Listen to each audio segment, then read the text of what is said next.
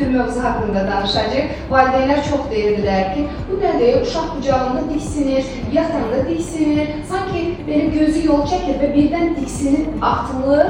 Bilmirəm nə baş verir, bu nəyin göstəricisi ola bilər və biz də düşündük ki, bunu mövzu şəklində sizə təqdim edək, bunu müzakirə edək bugün.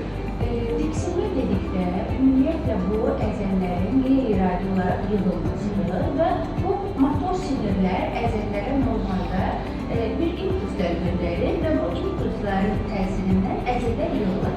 Və bu normal olaraq impulslar göndərilməsə bizim əzəllərimiz yığılmaz və heç bir hərəkət olmaz. Bu normaldır. Amma yatdıqda həmin sinirlər öz fəaliyyətini belə də davam etdirir və əzəllərin yığılması olur. Amma burada yenə də amma var.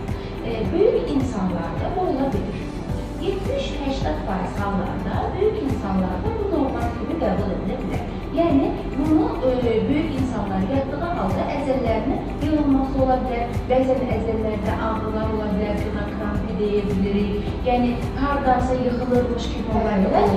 Bu, xüsusən dərin yuxu fazasına keçid mərhələsində ola bilər və hansı insanlarda daha çox olur? Beyni oyanıq insanlarda, daim düşünən insanlarda, gərgin, daim narahat, onlar bəzən olur ki, dərin yuxu fazasına keçə bilmirlər, daim beyində nəysə düşünürlər, hesablayırlar, narahatlar bu insanlarda ola bilir.